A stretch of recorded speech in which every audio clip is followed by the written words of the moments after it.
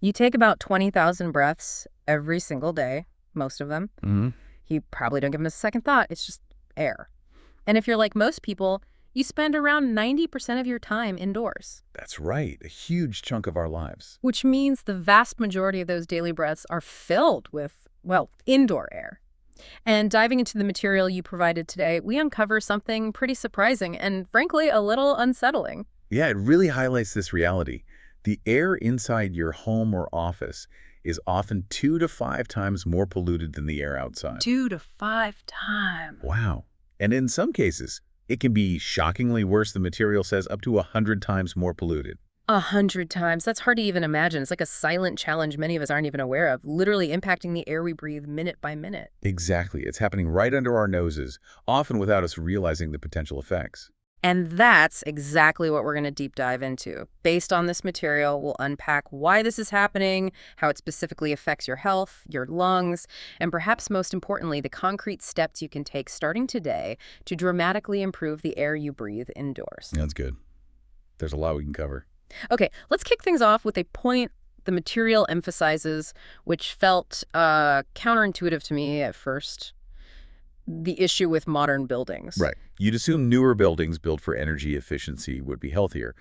But the push to seal everything up, to save on heating and cooling costs, Yeah, makes sense from an energy perspective. it does. Yeah. But it has created structures that are incredibly airtight. And the unintended consequences.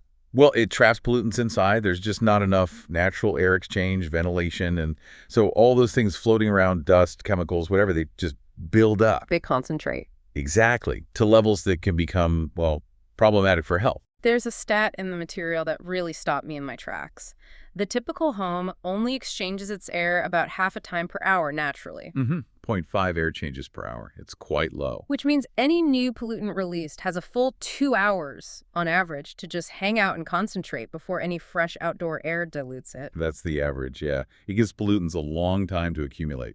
And the material points out that during that time, the concentrations can escalate to levels that would actually be considered illegal in many industrial workplaces. That's a really startling comparison, isn't it? It completely flips the script on the idea that indoors is automatically the safe haven for air quality. It really does. Okay, so let's unpack this further.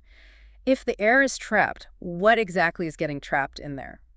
The material breaks down the hidden culprits, and it's quite a list. Yeah, it groups them into a few main categories. You've got chemical offenders, biological threats, and combustion byproducts. Chemical offenders. Yeah. Sounds like something out of a sci-fi movie, but these are very real things in our homes. Absolutely. We're talking about things releasing volatile organic compounds, or VOCs, essentially invisible vapors that off-gas from everyday items. Think furniture, carpets, even cleaning products. Okay. The material specifically calls out formaldehyde. You find it in pressed wood products like particle board furniture, new carpets, permanent press fabrics. Stuff that's really common. Very common. Yeah.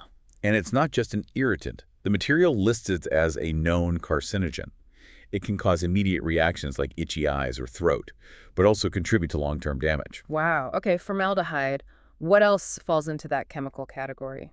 Benzene is another one mentioned. It can waft in from attached garages if you store gasoline or solvents there.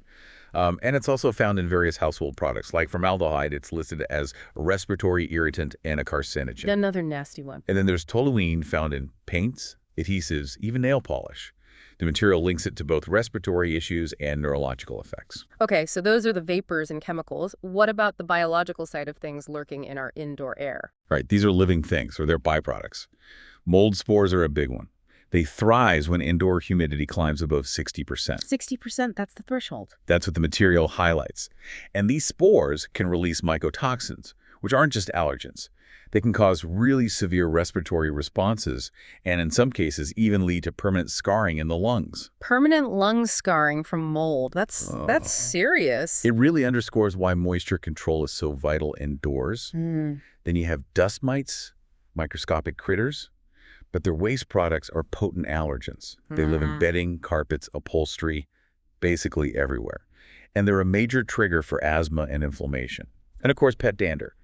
Those tiny skin flakes from cats, dogs, birds, they easily stay airborne for a long time. Right, the classic allergy triggers, but the material suggests they do more than just make you sneeze. And the last category, combustion byproducts. Yeah, this is basically anything you're burning indoors. Gas stoves and fireplaces are major sources here. Especially if they're not vented properly. Exactly. They release pollutants like nitrogen dioxide, carbon monoxide, and tiny particulate matter directly into your breathing space. And maybe surprisingly, the material notes that even things like candles and air fresheners can release formaldehyde and acetaldehyde when they burn. Even scented candles. When burned, yes. They can add to that indoor chemical soup, as the material puts it. Yeah, okay. So it's like this invisible cocktail we're breathing in constantly from all directions. And here's where the material gets really focused, how this polluted air actually attacks your lungs. It details both the immediate effects and the potential long-term damage. It does. On an immediate level, think about your body's natural defense system in your airways. You have these tiny hair-like structures called cilia. Right, I remember those from biology. Their job is to constantly sweep out debris, dust, pollutants. But the material explains that breathing in chemical irritants, like those VOCs we just talked about, can actually paralyze those cilia. Paralyze them, so your body's built-in cleaning system just stops working. That's concerning. It is. It means pollutants aren't cleared effectively and stay put longer.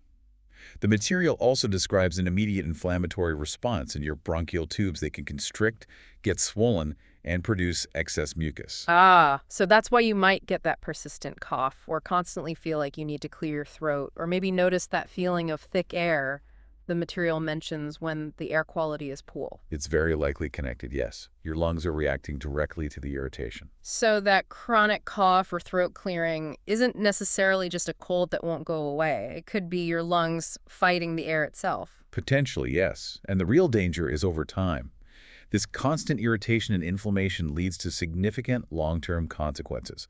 The material states that chronic obstructive pulmonary disease, COPD, which I always associated with smoking. right, typically associated with smoking. Yeah. But the material emphasizes it can actually develop even in non-smokers due to this ongoing damage and scarring in the lung tissue from poor indoor air.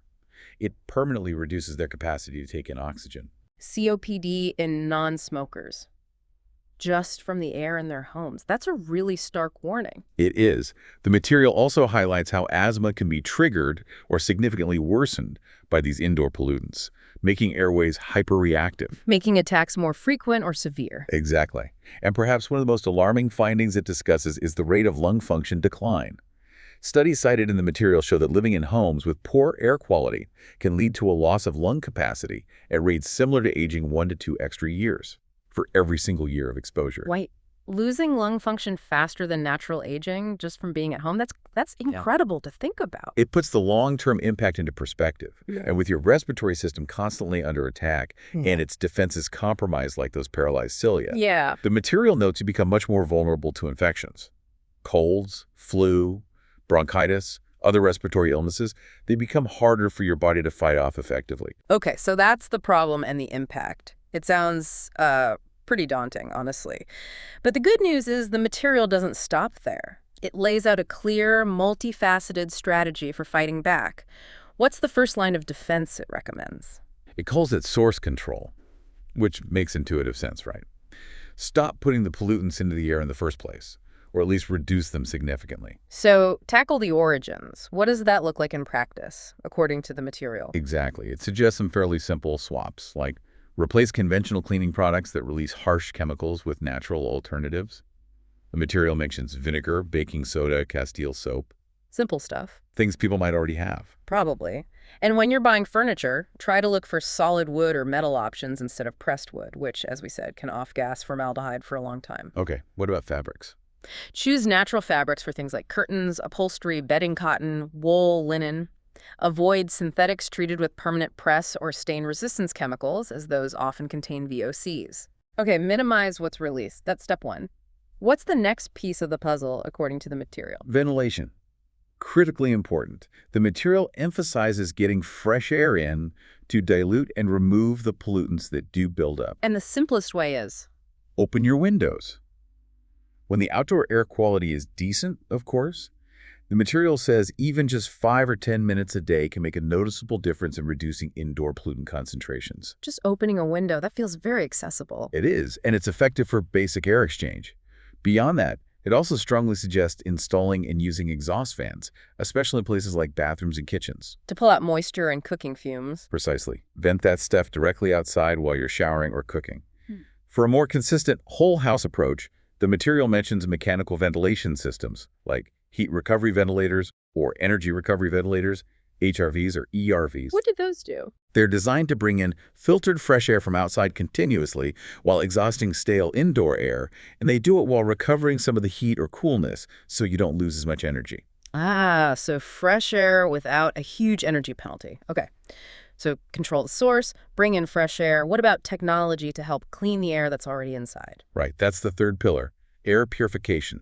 The material points to HEPA filtration as being really crucial here. HEPA, I've heard that term a lot. Stands for high-efficiency particulate air. These filters are designed to capture 99.97% of airborne particles that are zero point 0.3 microns or larger. That includes things like dust, pollen, mold spores, pet dander, and many bacteria. So they trap the tiny physical stuff. Exactly. The material highly recommends placing quality HEPA air purifiers in rooms where you spend the most time, especially bedrooms and main living areas. Makes sense. And what about those chemical vapors, the VOCs we talked about? Does HEPA get those? Not really. HEPA is mainly for particles. For the gases and chemical vapors, that's where activated carbon filters come in. Activated carbon, like in a water filter. Similar principle. Carbon has a huge surface area with lots of pores that trap or absorb chemical molecules and odors. The material suggests looking for air purifiers that combine both HEPA and a substantial activated carbon filter for broader protection against both particles and gases. Okay, a combo unit. Good tip. Did the material mention anything else on purification tech? It briefly mentions UVC sanitization. That uses ultraviolet light to kill airborne microbes like bacteria, viruses, and mold spores. It's sometimes integrated into HVAC systems or certain purifiers. Interesting. The material also touches on houseplants as a natural way to help, right? It does, yeah. It lists specific plants like spider plants, peace lilies, and snake plants that studies have shown can help remove certain chemicals from the air. So plants are good. They can contribute. But it's really crucial to note, and the material emphasizes this point, plants alone are not a primary solution if you have significant indoor air quality problems. They're more of a supplementary benefit, not a replacement for good ventilation and filtration. Got it. Helpful, maybe adds a little boost, but don't rely on them solely. What about another key environmental factor indoors that the material highlights, something besides pollutants? Humidity control. This is called out as absolutely crucial for overall respiratory health. The material suggests aiming for an optimal range, somewhere between 30% and 50% relative humidity. 30 to 50%. Why is that specific range so important? Well, if you go too high, let's say above 60%, you're creating that perfect breeding ground for mold and dust mites we mentioned earlier. Right. High humidity also apparently makes those chemical pollutants feel more irritating to breathe. But if you go too low, below 30%. Like in dry winter air. Exactly. Your respiratory mucous membranes, the protective lining in your nose and throat, dry out. This makes you more susceptible to irritation from dust and chemicals, and also more vulnerable to catching infections. So it's a balancing act. How do you manage that? The material advises using dehumidifiers in damp areas like basements or bathrooms if needed, and using humidifiers in dry climates or during winter heating season if your air gets too dry. And importantly, monitor your levels with a simple, inexpensive digital hygrometer so you actually know where you stand. Okay, so it really is a multi-pronged approach. Source control, ventilation, purification, and humidity management. The material also mentions something about supporting your lungs from the inside out. Yes, that's an interesting point it includes. Alongside addressing the external environment, cleaning the air, you breathe the material notes that some individuals find targeted nutritional support helpful for enhancing the body's natural resilience and detoxification pathways. How so? It gives an example of products, mentioning one by name, Lung Expand Pro, and notes that such formulas typically contain ingredients like antioxidants, maybe certain herbs with anti-inflammatory properties, and nutrients that are thought to support the lung's natural ability to deal with pollutants and inflammation. And how does the material frame that kind of internal support? Is it a substitute for cleaning the air? No, definitely not a substitute. It's framed more as working with your body's own protective mechanisms, sort of complementing the efforts you're making to reduce your exposure to harmful stuff from the outside, supporting resilience from within, alongside cleaning the air without. Okay, that makes sense. Now, this can feel like, well, a lot to tackle all at once. But the material actually lays out a phased, practical action plan to make it more manageable, doesn't it? It does, which is really helpful. It breaks it down into achievable steps over several weeks. Phase 1, ideally in the first week, is just assessment. Seeing where you stand. Exactly. Do a walkthrough of your home. Look for obvious sources, visible mold, damp spots, strong chemical odors from new furniture or cleaners. Maybe consider getting a basic indoor air quality monitor to get a baseline reading of things like particulates or VOCs. All right, start by understanding the situation. Then what? Phase 2, maybe over the next few weeks, weeks 2 through 4, focuses on source reduction. Start tackling the low-hanging fruit or the worst offenders first. Swap out those harsh cleaners, ditch the plug-in air fresheners, address any obvious moisture problems that could be feeding mold growth. Get rid of the biggest contributors early on. Makes sense. Then phase 3, maybe spanning weeks 4 to 8, is about ventilation improvement. Make opening windows daily a habit, assuming outdoor air is okay. Start consistently using those kitchen and bathroom exhaust fans. Maybe investigate if adding mechanical ventilation is feasible for you. Building those habits. Okay. And finally, phase 4, which the material describes as an ongoing effort. This isn't a one-and-done thing. Right. This is air purification. Invest in those quality HEPA and carbon air purifiers for the key areas, especially where you sleep, and maintain them properly. Change the filters regularly. It's an ongoing layer of protection. So, assess, reduce sources, improve ventilation, and purify. It lays out a pretty clear roadmap. And the material really brings it all home by discussing the long-term investment this represents versus, well, the cost of doing nothing. Yes, it makes a very powerful argument there.